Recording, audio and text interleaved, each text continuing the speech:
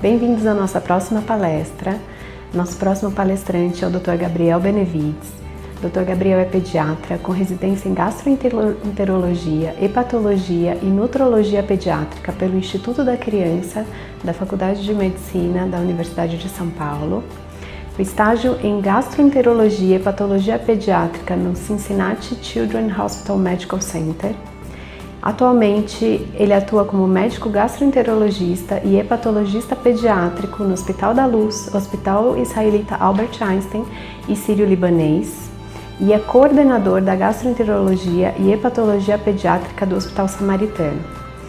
O Dr. Gabriel vai contar um pouco para a gente hoje sobre problemas gastrointestinais relacionados à recusa alimentar na criança.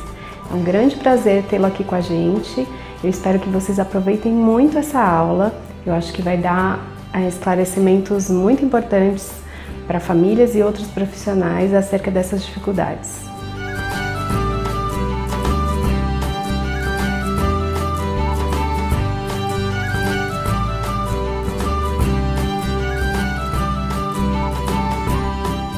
Olá pessoal, muito bem-vindos a mais um curso do CONALCO, a mais uma aula. Meu nome é Gabriel Benevides. Eu sou médico gastroenterologista e eu estou muito contente de participar aqui desse congresso, de poder apresentar essa aula para vocês, que é um assunto muito importante, que são os problemas gastrointestinais relacionados à dificuldade alimentar na criança. E antes de mais nada, eu queria agradecer toda a equipe do CONALCO, a comissão organizadora e a fonoaudióloga Fabiola pelo convite e a oportunidade de estar conversando aqui com vocês, tá bom?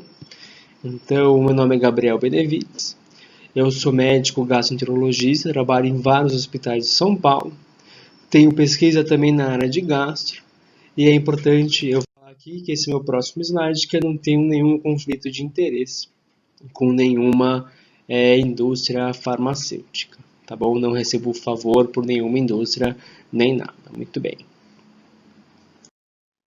Bom, eu gosto de sempre começar minhas aulas falando o roteiro, assim, sobre o que a gente vai falar.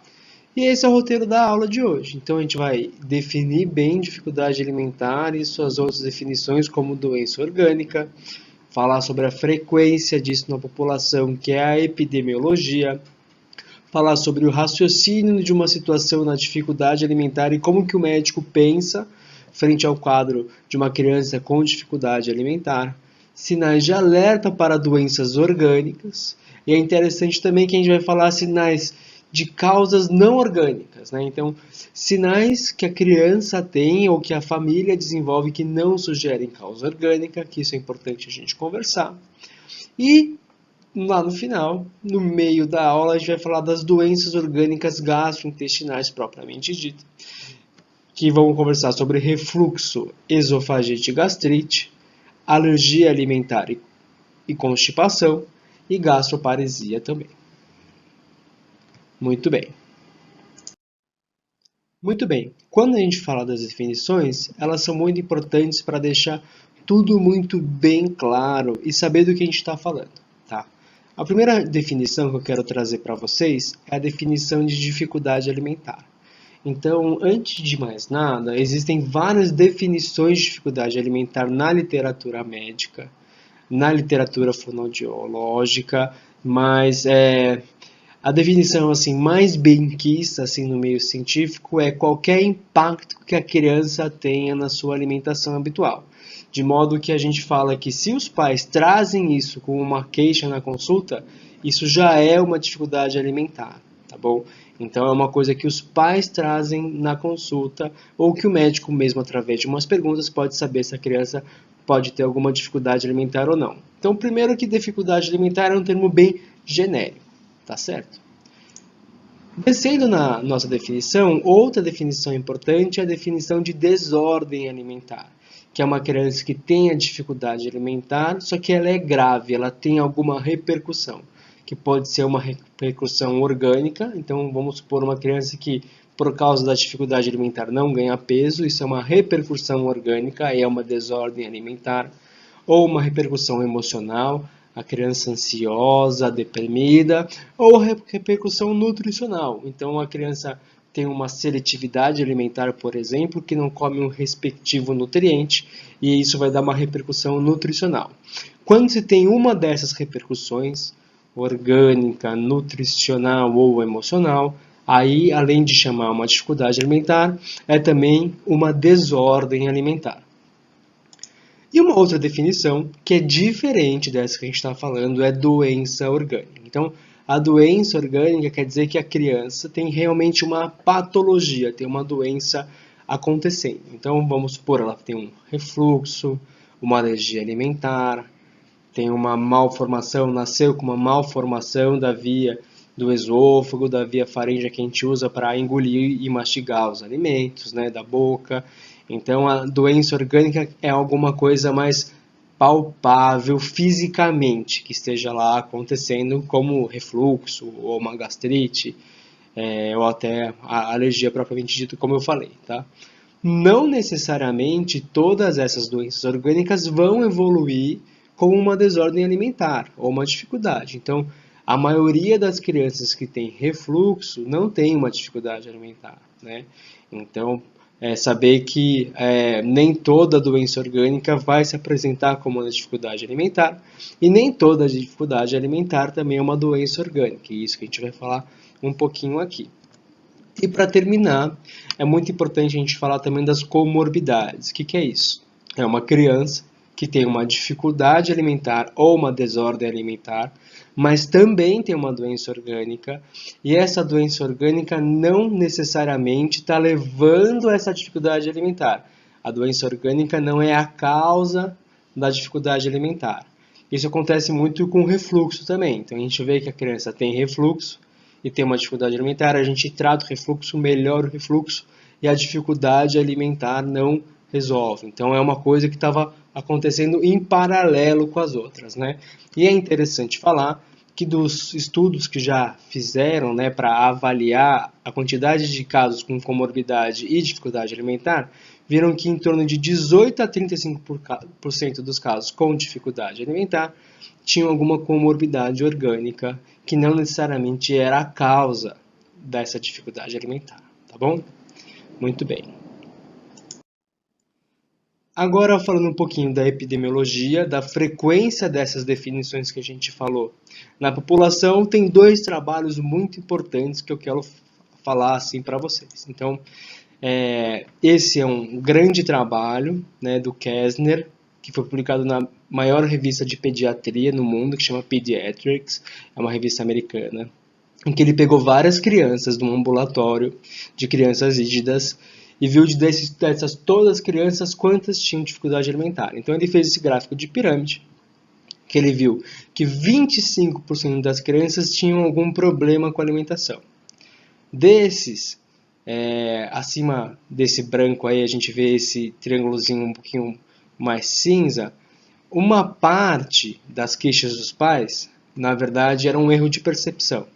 Ou seja, isso a gente vê muito frequentemente naquela questão da criança tá magra, né? Então, é uma queixa que a criança tá magra, a criança tá magra, tá magra, tá magra, a criança não come, mas quando a gente vê e põe na ponta do lápis, ela tá ingerindo a caloria necessária. Então, é um erro de interpretação de que a criança está comendo pouco e, na verdade, não tá. Isso é mais frequente. Depois disso, esse cinza um pouquinho mais escuro, são as crianças que tiveram alguma dificuldade alimentar leve. E lá na ponta, né, dessa pirâmide são as crianças que têm uma desordem alimentar que é menos frequente, de crianças com dificuldades leves e erro de percepção. E esse outro gráfico aqui é de um outro trabalho também muito bom, do Ribach, em que ele fez um trabalho parecido com esse outro, em que as crianças normais, que não tinham nenhum problema alimentar, eram também por volta de 75%. A criança que tinha alguma dificuldade leve ou erro de percepção da família dos responsáveis era em torno de 20 a 25%. E as crianças com uma desordem alimentar, que é aquela dificuldade alimentar grave, é em torno de 1 a 5% dos casos, tá bom? Muito bem. Continuando aqui falando sobre epidemiologia, esses trabalhos notaram que o início da dificuldade alimentar geralmente ocorre aos 6 meses de vida e é devido a, às vezes, troca do leite materno no seio para a mamadeira ou do início da alimentação complementar.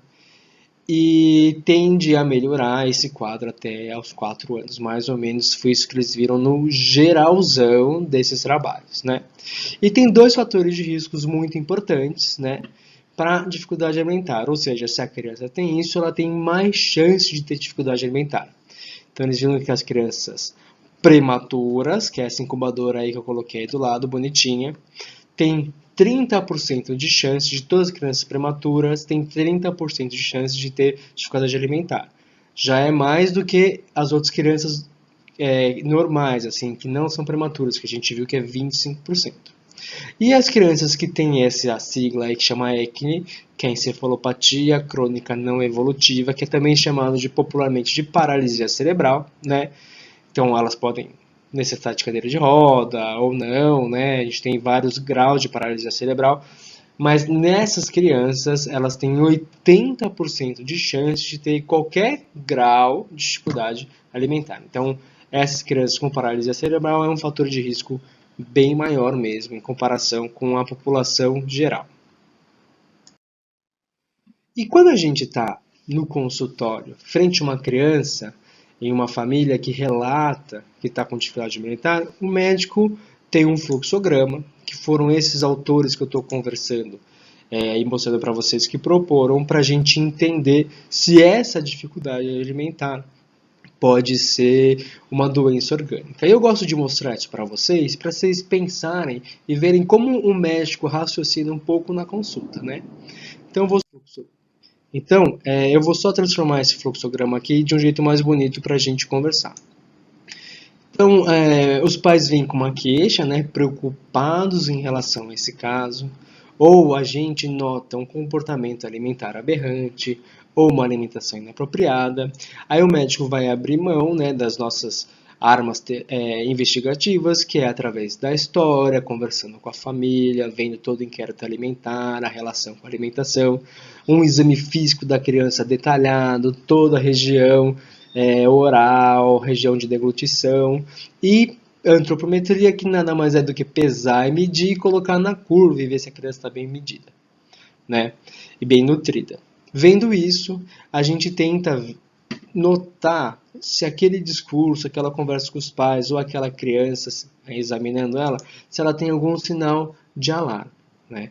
E existem 2 tipos de sinais de alarme na dificuldade alimentar. Existem os sinais de alarme comportamentais, que são algumas dicas que dá na questão do comportamento que podem sugerir alguma intervenção que a gente possa fazer. E tem os sinais de alarme orgânicos, são algumas doenças orgânicas. Os sinais de alarme são vários e eu vou passar com vocês um pouquinho os principais que a gente usa na pediatria. Então vejam aqui, um dos principais sinais de alarme é a disfagia, que é alguma incoordenação, alguma alteração no movimento da alimentação, da deglutição. E eu coloquei aí entre parênteses fono, porque é esse profissional que ajuda demais o pediatra a saber o que está acontecendo. Então, geralmente, quando a gente está frente a um caso de dificuldade alimentar, nós, pediatras, gastropediatras, encaminhamos para a fono para a gente formar uma equipe, né, e atender junto essa criança e essa família. E a fono consegue perceber se tem alguma disfagia, alguma coisa acontecendo errada aí para essa criança deglutir. Então, esse é um sinal de alarme importante para alguma potencial doença orgânica. Outro sinal de alarme é a aspiração, ou seja, quando a gente mastiga e engole, quando a gente engole, esse alimento é para passar no esôfago e ir para o estômago. Se a gente engolir torto, em vez de estar indo para o esôfago e para o estômago, esse alimento vai para a traqueia e para o pulmão. Então é uma criança que às vezes tem pneumonia de repetição, tem que internar sempre por quadros respiratórios, e isso pode ser sugestivo que ela está aspirando por alguma incoordenação na deglutição. Então, isso é um sinal de alarme também, que pode ter alguma doença orgânica por trás. Sintomas cardiorrespiratórios crônicos, um deles eu já falei, que é pneumonia de repetição. A criança que a gente já no exame físico vem com uma história de alguma situação, algum problema cardíaco, ou teve uma infecção muito grave, isso pode ajudar a gente a pensar também. Vômito e diarreia pode ajudar, dependendo da intensidade do quadro, tá? E vômito e diarreia isolado a gente não usa como sinal de alarme, depende do caso, mas é uma coisa para a gente prestar atenção, tá? Atraso no desenvolvimento, ou seja, a criança já devia estar andando, já devia estar falando, já devia estar fazendo alguma coisa que ela está bem atrasada, então isso é um sinal de alarme para alguma doença orgânica. E atraso no crescimento, se a ingestão calórica estiver adequada. Tá? Isso é importante, porque se a ingestão calórica estiver inadequada, eu sei que ela talvez não cresça bem, não ganhe o peso bem, e aí ela vai ter alteração na curva, e não necessariamente isso vai ser um sinal de alarme, tá bom? Então, os sinais de alarme são muito importantes, mas a gente tem que avaliar caso a caso, cada um desses, tá bom? E outra coisa que é importante falar, não é porque uma criança tem um sinal de alarme que ela tem uma doença orgânica, tá? E também não quer dizer se ela não tem nenhum sinal de alarme que ela não tenha, né? Então, os sinais de alarmes ajudam muito o pediatra a gente a direcionar a nossa investigação. E é claro que se tem algum sinal de alarme, a chance é bem maior do que de ter uma doença orgânica, e se não tem nenhum sinal de alarme, é bem mais tranquilizador, tá bom? Muito bem. E recentemente saíram trabalhos novos muito interessantes, vendo sinais sugestivos de dificuldade alimentar de causa não orgânica, ou seja, perceberam algumas dinâmicas, algumas coisas que acontecem na família e na criança, que se acontece isso, não sugere doença orgânica. Então seria um sinal de alarme ao contrário, né? Um sinal de alarme para um acometimento não orgânico, né? E como que eles fizeram esses trabalhos? É interessante a gente conversar sobre isso. Então, pegaram 2 grupos de crianças com dificuldade alimentar. Um grupo de criança com doença orgânica, então o principal era refluxo e alergia alimentar, e o outro grupo são de crianças sem nenhuma doença orgânica, né? E viram que sinais diferenciavam os 2 grupos. Desse modo, eles conseguiram ver sinais que sugeriam a criança não ter uma doença orgânica, né? E eu vou mostrar para vocês. Então, eles viram que vômitos e dificuldade de ganho de peso não eram um diferenciador, né? E como eu falei para vocês no slide anterior, a gente tem que tomar cuidado na interpretação dos vômitos e da dificuldade de ganho de peso. E os principais achados sugestivos de que não era uma doença orgânica eram uma criança que tinha muita recusa alimentar, tá? Então isso não era sugestivo de doença orgânica. Olha só, 91% das crianças que não tinham doença orgânica tinham recusa alimentar e 18% das que tinham doença orgânica tinham doença alimentar. Outro sinal não sugestivo de doença orgânica era a alimentação agressiva ou formada, então a dinâmica familiar, como ela se montava, tinha sinais não sugestivos de doença orgânica. A alimentação noturna, que é à noite ficar alimentando a criança, foi também não sugestivo de doença orgânica, tá? E engasgo antecipatório, que é a criança já vê um alimento e já engasga, esse tem vários asteriscos aí, foi o sinal mais sugestivo de que não tem uma doença orgânica, tá? Então esses são dados importantes para a gente também conversar. Vocês percebam que depois das porcentagens tem uma letra P menor do que 0,001, né? Então isso é um dado estatístico que a gente usa na matemática, tudo aqui nos ensaios biológicos, que sugere que a diferença é muito significante, tá? Então esse P menor do que 0,01 prova que a diferença é significante de um grupo para o outro, tá bom? Não é só uma diferença ao acaso, isso que quer dizer.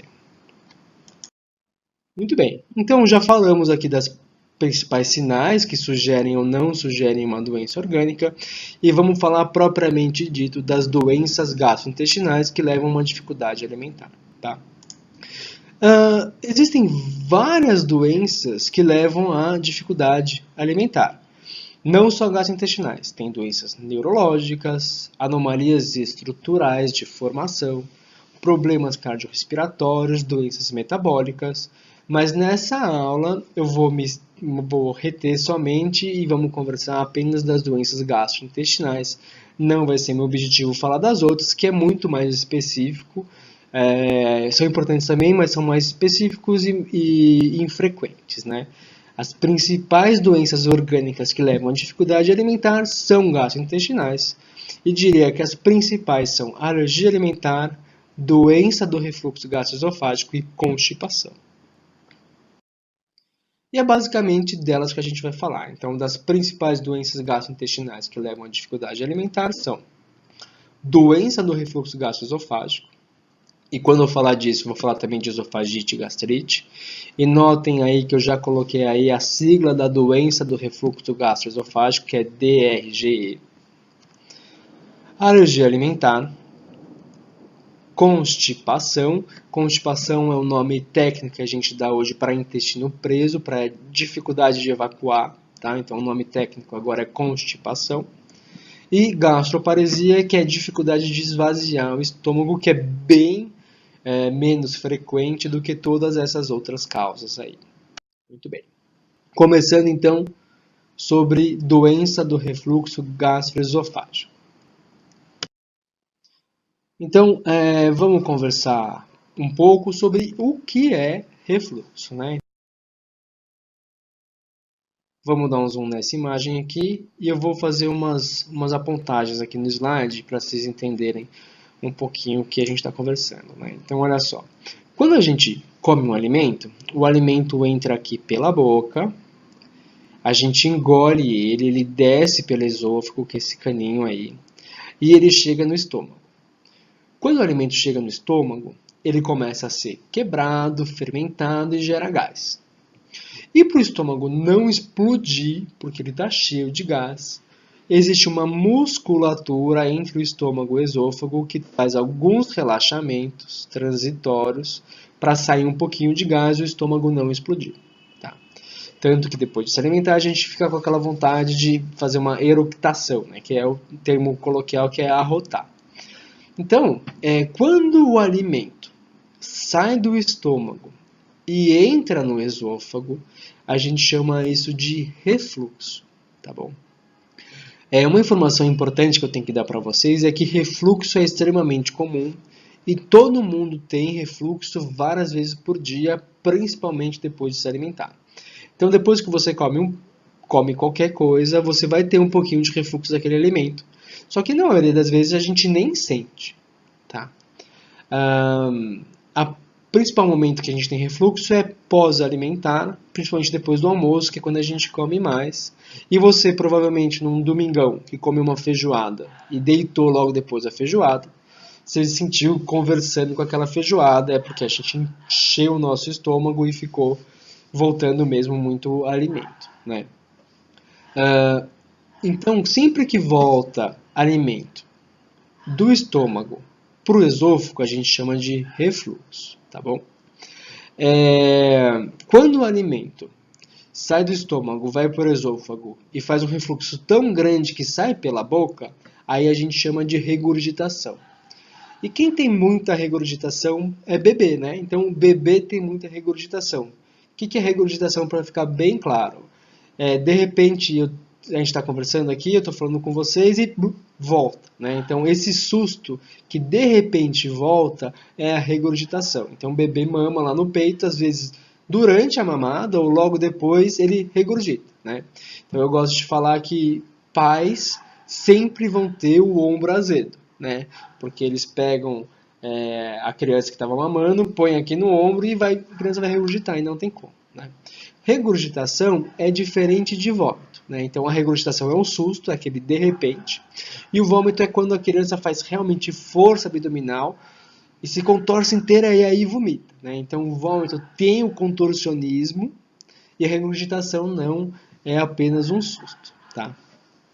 Então, muito bem, a gente já entendeu o que é refluxo, a gente já entendeu o que é regurgitação e vômito, né?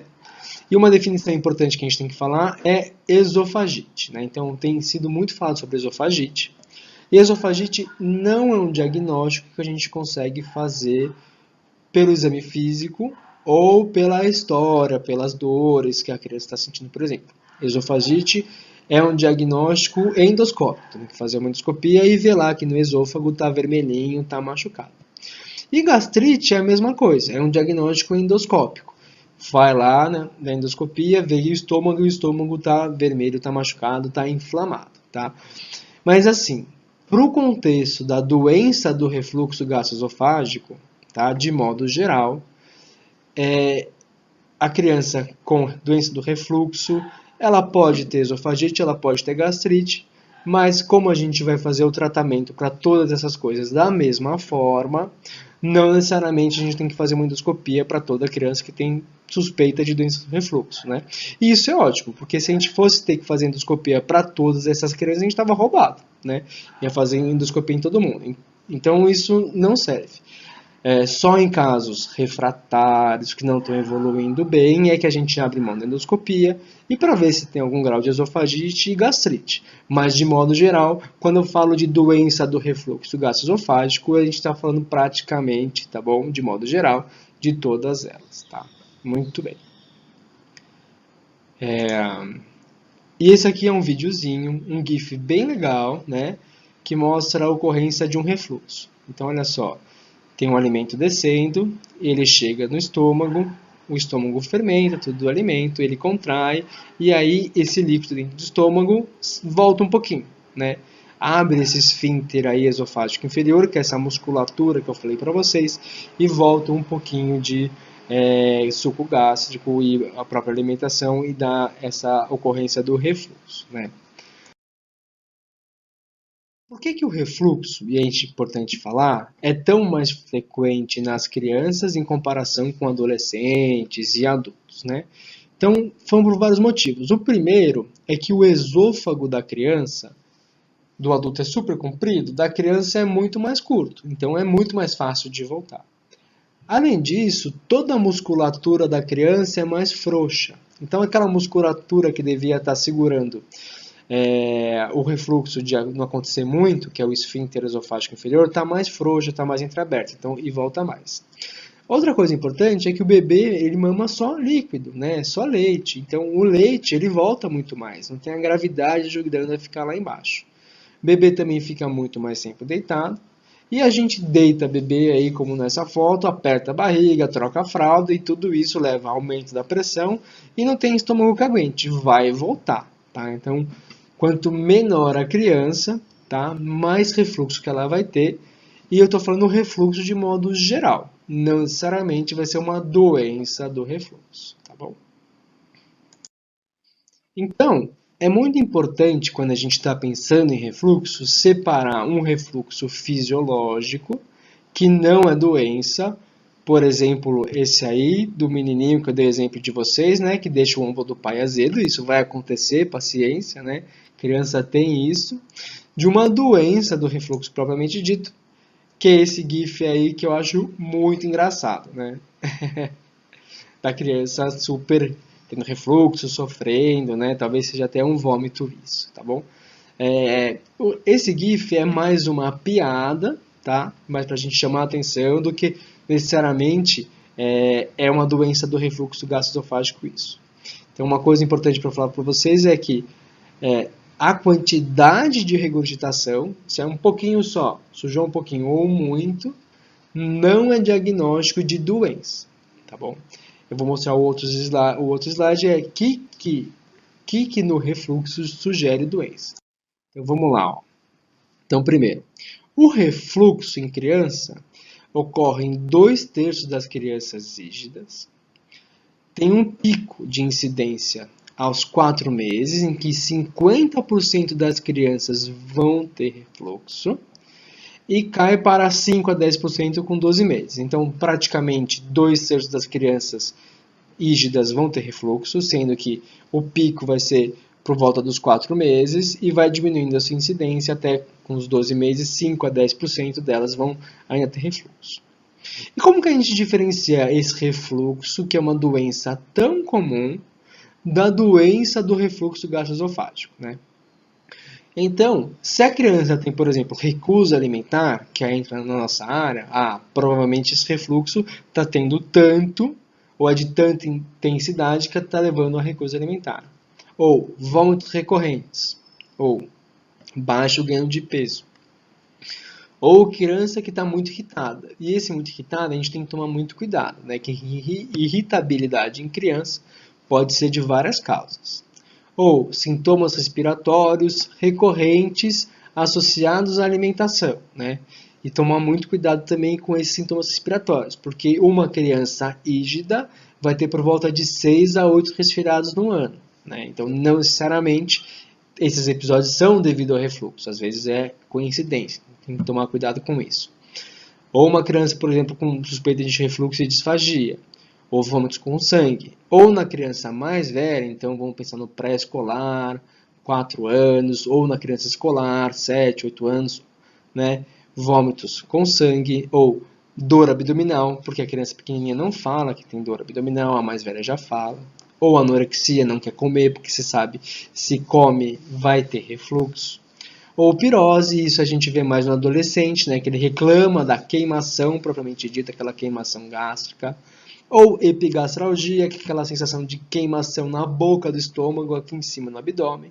Ou às vezes até dor torácica, que é daquela pirose mesmo, é tanta que dá dor também na região do tórax. Tá? Então, pediatria, cada idade a gente vê de um jeito, né? Muito dinâmico. Então, tem sinais sugestivos mais de bebê de doença do refluxo, como recusa alimentar ou baixo ganho de peso, do escolar, né? Talvez uma anorexia, uma dor abdominal inespecífica, e do adolescente, que é aquela pirose propriamente dita, aquela queimação aqui atrás do externo, tá bom? Muito bem. Quando a gente está falando de refluxo, eu gosto de fazer esse resumo dos sintomas assim, para a gente ficar claro, tá? Para não sair diagnosticando todo mundo que tem refluxo com doença do refluxo gastroesofágico. Então veja só, quando um bebê está com muito refluxo, a primeira coisa que a gente deve se perguntar é: será que esse refluxo é doença ou é só uma criança com refluxo exacerbado mesmo, né? Então, através da história, do exame físico e de alguns exames, a gente pode fazer essa diferenciação. Outra coisa, na criança pré-escolar, né? Como o pré-escolar tem sintomas muito inespecíficos que ele não consegue falar direito o que ele está sentindo, por exemplo, estou com um pouco de dor abdominal, estou com um desconforto qualquer, a dúvida é: será que esse sintoma é do refluxo ou não? E aí, através da história, do exame físico e às vezes de alguns exames, a gente consegue tirar essa dúvida. E do adolescente mais velho, quando está com queixa de refluxo, aí provavelmente é refluxo mesmo, porque ele consegue sentir aquela pirose e falar para o médico que está sentindo aquilo. Eu pergunto será que tem alguma coisa no estilo de vida que está levando ao refluxo? Então, o que é mais comum? A criança com sobrepeso ou obesidade tem mais refluxo. A criança com uma alimentação muito errada, então come industrializado, bebe muito líquido depois da alimentação, come e bebe muito líquido e deita logo em seguida, né? Situações do estilo de vida que podem estar levando a esses sintomas que a criança tem, tá? Então, a depender da idade, a gente abre mão de perguntas e exames para ver se a criança tem refluxo ou doença do refluxo gastroesofágico, tá bom? Quando a gente faz o diagnóstico da doença do refluxo gastroesofágico, a gente propõe um tratamento. Então, o tratamento, a modificação do estilo de vida é muito importante, tá bom? Então, às vezes em bebê pequeno a gente ajusta o tempo de mamada, a gente muda o leite, né? A gente ajusta o volume do leite. Na criança mais velha tira industrializado, tira excesso de chocolate, melhora a alimentação, e isso é muito importante, né?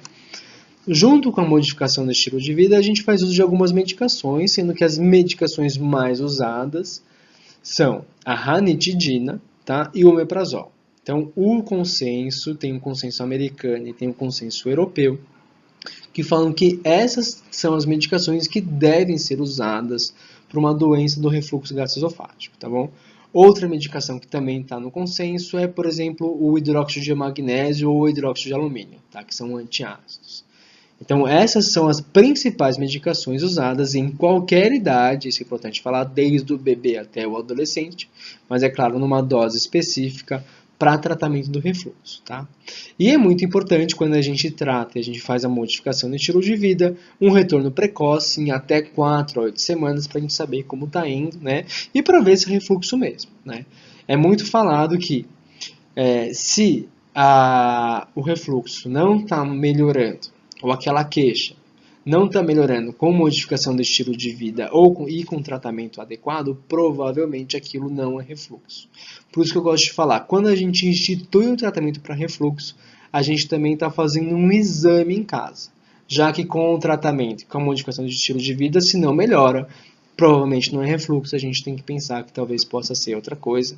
E aí um exame físico detalhado, uma história e talvez mais exames para a gente entender o que está acontecendo, tá bom? Muito bem. Então, terminamos aqui de falar de refluxo e eu vou passar agora para uma outra doença bem famosa também, que se fala muito aí na literatura e nos sites, nos blogs, é sobre a alergia alimentar, tá? Então, a alergia alimentar tem sido muito em voga, né, como eu estava falando. Os principais alimentos que levam à alergia alimentar são esses aí, né? Então, disparado leite, seguido de soja, depois ovo, peixe, aí entram as nuts, né? Então, peanuts, que é amendoim, tree nuts, que é amêndoa, né? Castanha do Pará, seguido de wheat, que é esse aí embaixo à esquerda, que é soja, e shellfish, que são os frutos do mar, tá? Então, esses são os principais, e é claro que cada lugar tem as suas particularidades. Por exemplo, o Brasil é um país que mais tem alergia à mandioca no mundo, né? Mas por quê? Porque só aqui a gente come mandioca, né? Quem sabe, eu sei que Venezuela, Bolívia come também, né? Mas o Brasil é o país que tem mais alergia à mandioca porque a gente come aqui, né? Nos Estados Unidos, por exemplo, eles têm muita alergia a amendoim, mas lá eles comem manteiga de amendoim diariamente em vários lugares, tá bom? Então, a alergia alimentar depende de cada região, mas de modo geral, soja e leite são disparados 90% das causas de alergia alimentar, tá bom? Quando a gente fala de alergia alimentar, eu vou me estender um pouquinho nela, a gente tem que entender direitinho o mecanismo que está levando a alergia alimentar, tá? E essa é uma parte mais técnica, mais profunda, assim, eu diria, mas é importantíssimo a gente entender do que a gente está falando, né? Então, primeiramente, existem dois tipos de alergia, tá? Se vocês pegarem um livro de gastro, um livro detalhado, ele vai até te dar mais tipos que isso. Mas assim, de modo geral, são dois tipos de alergia. Tem uma alergia chamada IgE mediada e uma alergia chamada não IgE mediada, né? O que é esse IgE? É chamado de imunoglobulina E ou anticorpo E. É o anticorpo do tipo E, né? Então eu vou fazer uma animaçãozinha aqui para vocês irem entendendo comigo como que é essa reação do anticorpo com o alimento, tá? Então olha só. Vamos supor que uma criança, né, comeu ovo. Ou até eu. Eu cheguei aqui e comi ovo, uma clara de ovo, por exemplo. Eu comi ovo. Lá no meu sangue tem uma célula, que é essa célula aqui, chamada mastócito. E ela tem um monte desse anticorpo aqui grudado nela. O anticorpo do tipo E. Esse ovo aqui, ele é específico para esse anticorpo aqui. Ou seja, eu consigo produzir anticorpos específicos que se encaixam nesse ovo. Então, as proteínas do ovo vão se encaixar nessa célula aqui. Minha célula vai ficar super ativada, olha só, ficou várias vesículas lá verdes e vai liberar um monte de substância no sangue. Uma das principais dessas é chamada histamina. Essa histamina vai circular e vai dar um monte de sintomas, tá bom? Então, os sintomas mais comuns desse tipo de alergia, que é a alergia do anticorpo E, o anticorpo IgE, né, determinado, ela é uma alergia que causa sintomas súbitos, ou seja, eu comi ovo em minutos a 1 hora, eu já tive sintomas. Os sintomas são graves e basicamente os sintomas são edema, que aqui são os inchaços, e coceira. Então, qual que é o típico? É a criança ou eu, por exemplo, começar a aparecer aquele edema na face, o lábio vai ficar grande, tem aquele edema de glóde, fica com dificuldade de respirar e a pele pode aparecer urticária, tá? Então, esse é o tipo de alergia de modo geral mais comum, né? Só que ela é super grave. Tá? Graças a Deus, vocês já devem ter percebido que esse não é o tipo de alergia relacionado a uma recusa alimentar, por exemplo, uma dificuldade alimentar. Porque não é a criança que come ovo e logo depois já vai ter edema. Então isso não tem a ver com dificuldade alimentar, mas como a gente está falando de alergia alimentar, é bom a gente deixar isso bem claro. Então esse é o tipo de alergia IgE. Eu gosto de falar que esse é o tipo de alergia do cinema, né? Então um bandido vai lá, ou um mocinho come amendoim e fica todo inchado, né? Então é a alergia do cinema, né? E uma coisa importante para falar é que existe o anticorpo, né, o IgE, específico para cada alimento, tá? Então não tem um que pega em um monte, em ovo, leite e soja, não. É um específico que só encaixa no ovo, um específico que só encaixa no leite e um específico que só encaixa na soja, tá bom? Então, cada criança vai produzir um anticorpo específico para o que ela é alérgica, tá? E isso aqui, eu não sei se vocês lembram daquele filme Hit, né? Que ele sai com essa moça aí, eles vão lá, ele come camarão e ele fica assim todo inchado, né? Então essa é a alergia do cinema, tá? A alergia que é imediata e acontece esse inchaço e tudo mais. Muito bem. Mas agora a gente vai falar do outro tipo de alergia, que é aquela alergia não IgE mediada. Eu, particularmente, não gosto desse nome de alergia não IgE mediada.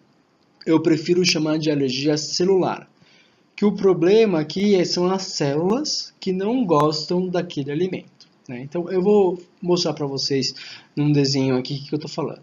Então, vamos supor, eu comi ovo de novo, o ovo está lá no meu intestino, mas aí, quando ele chega no intestino, as células de defesa do meu corpo, então que são os glóbulos brancos, os leucócitos, veem esse ovo e acham que esse ovo aí não é um alimento, não. Esse ovo não é uma coisa para digerir e entrar no meu corpo para me nutrir. Esse ovo é um vírus, esse ovo é uma bactéria, esse ovo é alguma coisa que a gente tem que lutar. E vai lá onde está essa proteína do ovo e inflama aquela região, tá? Então, por isso que eu não gosto de chamar alergia não IgE, eu gosto de chamar alergia celular, que são as células que não gostam dessa proteína que está lá.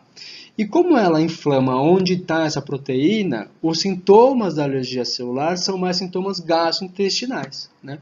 E aí sim começa a ficar mais claro a alergia alimentar relacionada aos sintomas relacionada à dificuldade alimentar e à recusa alimentar propriamente dito, né? Então essas células aí ficam todas ativadas e vão levar a inflamação e lesão daquela região que está toda na nossa região do trato gastrointestinal propriamente dito. E na alergia celular, você pode ter acometimento de qualquer parte do intestino. Então você pode acometer o mais comum, por exemplo, é o finalzinho do intestino, é o colo, né? Aquela bem finalzinho desse desenho aí é o colo, que é uma região muito irrigada com muito sangue, né? Mas aqui não tem muita importância para absorver alimentos. Isso vai levar a uma manifestação mais comum de alergia alimentar em criança, que é sangue nas fezes. Então, um bebezinho com 2 meses de vida que tem sangue nas fezes, que é essa região de finalzinho do intestino que está irritado. Você pode também ter uma inflamação aqui no meio do intestino, que a gente chama de intestino delgado, né? Nesse caso, essa é uma região que a gente absorve muito alimento. Então, a criança que tem uma inflamação nessa região, ela tem diarreia aquosa em grande volume, distensão abdominal, e uma característica dela é que ela não ganha peso de jeito nenhum, porque ela deveria estar absorvendo os alimentos aí que não consegue. Você pode também ter uma alergia tanto no estômago quanto no esôfago, que é uma criança então que vai ter muito refluxo, desconforto gástrico e tudo mais. Então, a alergia alimentar, ela é uma doença de uma apresentação que pode se apresentar de várias formas diferentes, tá bom? Então, por isso que a gente tem que entender pormenorizado ela e raciocinar, né, que ela tem uma apresentação muito atípica, né? Das alergias alimentares celulares, né, a forma mais comum, como eu falei, é pegar lá no finalzinho do intestino, dando só o sangramento. E a forma que acomete a gástrica, o esôfago, é bem menos comum do que essa. E a forma que acomete o intestino delgado é mais incomum ainda, tá bom? Então, eu diria que existem esses 3 tipos assim de acometimento de alergia alimentar, falando assim mais simplesmente por cima, tá bom? Muito bem. E aí, vocês devem estar se perguntando, então, muito bem. Agora eu entendi qual que é a diferença da alergia alimentar IgE mediada e não IgE, mas se elas podem se apresentar de um jeito tão diferente, né, como que eu faço o diagnóstico delas? Então, muito bem. Essa pergunta é muito boa e é um desafio também para o médico, às vezes, fazer o diagnóstico delas. A alergia IgE mediada, apesar dela ser súbita e grave, graças a Deus, o diagnóstico para a gente fazer dela é mais fácil. Porque como tem esse anticorpo aí que está circulando no sangue, eu consigo dosar ele no sangue a que alimento ele está levando, a que alimento específico. Então eu consigo dosar um anticorpo contra ovo, contra leite de vaca, contra pelo de ácaro, contra todos os alimentos que vocês imaginam. Mexerica tem de tudo, mandioca tem de tudo. Então, apesar de ser uma alergia grave, o diagnóstico é mais fácil, é só a gente dosar no sangue. Já a alergia celular, que é aquela não IgE mediada, não tem nenhum exame no sangue que eu possa fazer. Porque não adianta dosar o anticorpo, ele vai vir negativo. E se ele vier positivo, provavelmente é um falso positivo, porque não é o mecanismo que está levando aquele quadro, né? Não descobriram nenhum exame ainda para saber se aquelas células da criança gostam ou não gostam de leite, de ovo ou de soja, tá? Então, o exame que a gente faz não é no sangue. Isso que eu gosto de falar para os meus pacientes. O exame que a gente faz é em casa com os alimentos. E eu vou mostrar para vocês como é que é. Então, o exame a gente não consegue fazer. E como que a gente faz em casa, então, esse exame, né? A criança, vamos supor, tem sintomas. Então, vou colocar uns sintomas assim, um refluxo que esteja levando à dificuldade alimentar. E aí, a gente suspeita que seja do leite de vaca que esteja levando a esse refluxo. O que a gente faz? A gente suspende leite de vaca e derivados, tá? Por 2 a 4 semanas. Por quê? Porque em 2 a 4 semanas, tirando o alimento, os sintomas têm que melhorar. Se os sintomas melhoraram, ótimo. Então, se estava com refluxo que estava levando a dificuldade alimentar. Tirei leite de vaca por 2 a 4 semanas e tem que tirar mesmo, organizado, restrito. Se os sintomas melhoraram, ótimo. Pode ser do leite de vaca. Tá? O que a gente faz para confirmar que é do leite de vaca? A gente pede para voltar a comer leite de vaca de uma forma organizada, né? E se os sintomas voltarem a dar como antes, aí a gente fecha o diagnóstico de alergia alimentar celular ao leite de vaca, tá bom?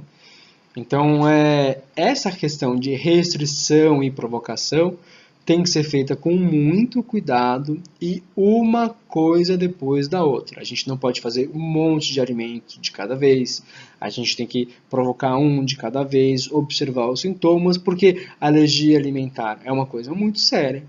E restringir o alimento, qualquer que seja da dieta de uma criança que tem que crescer, que tem que nutrir, tem que ter certeza. A gente não pode ter dúvida de alergia alimentar e dúvida de que alimento está causando aquilo ou não. Então, a alergia alimentar é uma coisa que a gente tem que ter certeza e por isso a gente tem que fazer passos, um depois do outro, para ter certeza do que a gente está lidando, tá bom?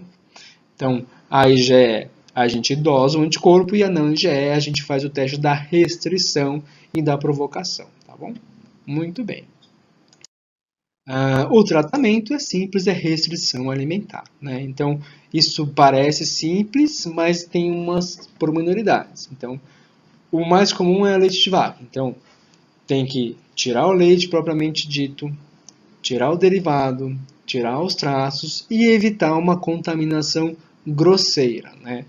Passar a faca na manteiga e logo depois passar no pão da criança. Não, tem que limpar a faca antes, tá?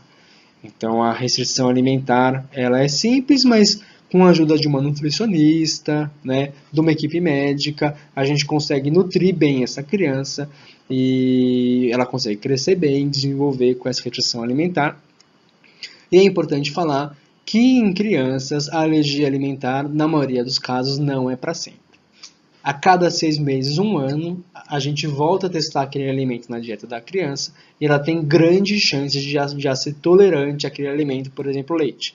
Então fica 6 meses a 1 ano sem comer leite, a gente depois volta a dar leite de um modo organizado, né?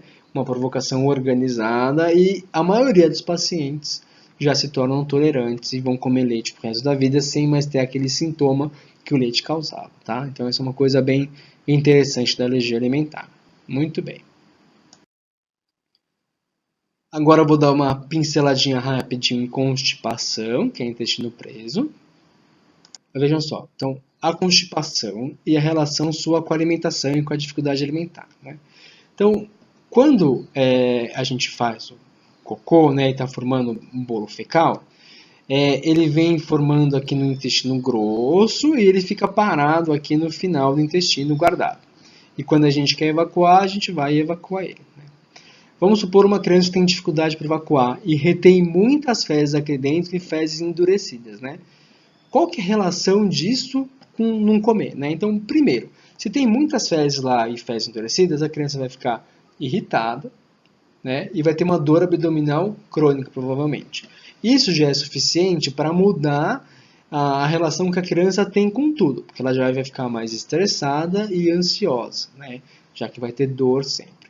Fora isso, quando a gente tem muitas fezes aqui no final do intestino, quando entra um alimento novo no estômago, o intestino quer esvaziar ele, né? Para não formar cada vez mais cocô, mais cocô, mais cocô. Então, quando entra alimento novo aqui no estômago, existe um reflexo chamado reflexo gastrocólico, que é o estômago manda o cólon, que é onde fica o cocô, contrair, né? Então, logo depois de comer, ou alguns momentos depois de comer, o cólon vai contrair, a criança pode ter dor, porque as fezes estão muito endurecidas, e ela sabe que se ela come, ela vai sentir dor, então é melhor não comer, e aí começa uma bola de neve comportamental, levando a uma dificuldade alimentar e às vezes até uma desordem, tá? Então, das doenças gastrointestinais levando a alguma desordem alimentar, refluxo é mais comum, seguido de alergia alimentar e seguido de constipação. E é mais frequente constipação do que doenças neurológicas e várias outras doenças aí. Então é uma coisa que parece simples, mas não é. É muito importante e impacta muito a qualidade de vida da criança. Tá bom? Mas como que a gente sabe que a criança está com dificuldade de evacuar? Às vezes não é tão simples assim. E digo mais, às vezes a família inteira tem um hábito de intestino preso. Todo mundo tem intestino preso. E qual que é o problema disso? O problema é que todo mundo acha que é normal fazer cocô duro, fazer entupir o vaso, e aquele cocô da criança é normal, é assim porque a família inteira é assim. Mas cada paciente, né, lida de um jeito. Às vezes para aquela criança, aquilo vai ser uma bola de neve por uma dificuldade alimentar ou qualquer outro problema aí que ela tem de impacto na qualidade de vida por dor mesmo, às vezes. Então, como que a gente sabe que a criança está com as fezes endurecidas, né? Então, primeiro existem essa escala aqui, que é chamada de escala de Bristol, que fala aqui que é cocô normal, o que é cocô endurecido, o que é cocô mole. Então, olha só. O tipo 7 é um cocô que é só água, diarreia. Esse é mole. O tipo 6 é um cocô que é um mousse, assim, né? É pastoso. Esse é mole também. O tipo 5 é um cocô tipo o tipo 4, que é formado, tipo uma salsicha, só que ele se quebra. O tipo 3 é um cocô formado, mas ressecado. O tipo 1 e o 2 são os cocôs mais ressecados que tem. O tipo 1 é o cocô em bolinha, né, que a gente chama de bolinha de cabrito, que às vezes ele é bem duro, mas às vezes ele não é tão duro, tá? E já é constipação isso. E o tipo 2 são todas as bolinhas juntas, né? Então, se você vê o cocô da criança, você sabe se ela já está com o intestino preso ou não. Outra coisa são alguns sinais que a criança pode trazer que sugerem que o intestino esteja preso, que é um cocô bolinha associado à dor abdominal, por exemplo, Ou a criança que faz evacuação muito espaçada, a cada 2 dias, a cada 3 dias. Ah, faz a cada 3 dias, mas está bem, né? Mas não é normal fazer a cada 3 dias. Tem que trazer, tem que examinar e ver se não tem muito cocô lá dentro. Criança que está perdendo cocô na fralda ou na cueca, isso pode ser muito sugestivo de constipação, que está tão cheio que às vezes começa a sujar, né? Ou a criança que tem uma postura ou comportamento retentor, que ela às vezes senta no chão se contorcendo toda, ou ela não quer sentar, não quer relaxar, não quer ficar de cócoras, tá bom? Né? Ou história de evacuações dolorosas e difíceis, então não quer fazer cocô, quando faz dói, é muito difícil, faz muita força. Ou histórias de entupir o vaso sanitário, que é cocô muito volumoso, que está entupindo, né? E aqui, para terminar, constipação, vamos falar rapidinho e pincelar como que a gente trata o intestino preso, né? Então, a gente trata de várias formas em conjunto. O primeiro são medicamentos, tá? E medicamento é muito importante para melhorar a constipação. Não adianta só aumentar a fibra, fazer mais cocô, a gente tem que usar medicamento, porque tanto em criança como em adulto, as modificações alimentares do estilo de vida demoram muito, então a gente usa a medicação numa dose adequada só para amolecer as fezes. Os laxantes antigos, a maioria a gente não usa mais, a gente usa hoje que a gente chama são amolecedores de fezes, tá bom? Outra questão é a modificação dietética e o principal é aumentar a ingesta de fibras e de líquidos. Modificações comportamentais, e aí se necessário, principalmente naquela relação do medo de sentar no vaso sanitário, de conseguir um horário todo dia para sentar no vaso sanitário, para relaxar e assim por diante. E também a educação, né, da família como um todo para saber como lidar com essa questão da constipação. E está muito na moda e é muito importante a gente falar do banquinho para evacuar, né? Isso é muito importante e ajuda muito na evacuação. Então você veja que aqui tem uma criança então sentada no vaso sanitário e aqui está o intestino dela por dentro, né? Então quando ela está sentada, o intestino faz uma curva. Ou seja, ela tem que fazer muita força para o cocô vencer essa curva aqui e fazer. Quando a criança está de cócoras, com o joelho um pouquinho acima das nádegas, o ângulo do intestino fica reto, né? Fica 180 graus. Então você faz bem menos força e você consegue esvaziar bem mais o intestino. Portanto, o banquinho ele é muito importante no treinamento da criança para ajudar na evacuação, porque vai sentir menos dor e vai conseguir esvaziar mais. É muito importante também, às vezes, para o adulto que está constipado. Então, uma dica que eu dou para todo mundo, se você tem alguma dificuldade de evacuar, o banquinho ajuda e ajuda demais, tá bom? A gente foi feito evolutivamente para evacuar de cócoras, né? Mas na Europa se criou o vaso sanitário e começou a usar o vaso sanitário, eu acho que para ler livro e para ficar no celular. Mas quanto mais parecido com o de cócoras a gente consegue ficar, melhor vai ser e mais fácil vai ser a evacuação. Então, um banquinho é muito importante na constipação. Muito bem, e para terminar, vamos falar um pouquinho de gastroparesia. A gastroparesia é uma doença que acomete o estômago, tá? E das doenças gastrointestinais que a gente falou, é a mais infrequente. Então, ela é muito mais rara, muito mesmo, do que constipação, por exemplo, que é a mais infrequente que eu falei para vocês, causando dificuldade alimentar, tá? Mas é importante a gente falar porque é mais uma doença gastrointestinal. Então, o que acontece nela, né? É o intestino, é um estômago, né, onde fica o alimento lerdo, que demora para esvaziar, né? Então a criança come e aí depois de, por exemplo, 6, 7 horas, ela ainda está cheia de alimento lá, né? Então a gente chama isso de gastroparesia, um estômago muito lento. Essa é uma situação que tem alguns sinais, né, que são esses, por exemplo, que eu falei, que a criança come e depois de 6, 7 horas ainda tem muito alimento lá, que tem uma saciedade às vezes precoce, porque quando vai comer o jantar ainda tem muito alimento do almoço, né? E são mais comuns também a gastroparesia em crianças que já têm algum problema neurológico ou que já tem algum problema crônico, alguma doença. E nessa situação, tem em mãos que o gastropediatra o gastropediatra tem que ter em mãos alguns exames para fazer o diagnóstico de gastroparesia, tá? A gastroparesia sim pode levar a uma dificuldade alimentar, porque a criança vai estar sempre saciada, né?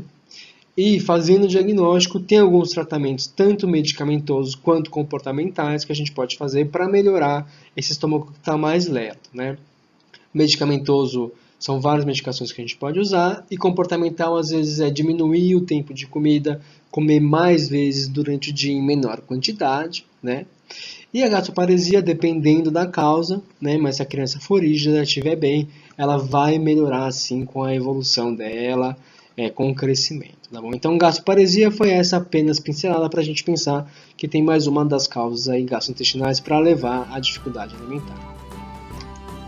Então, muito bem, pessoal, terminamos aqui nossa 1 hora de aula.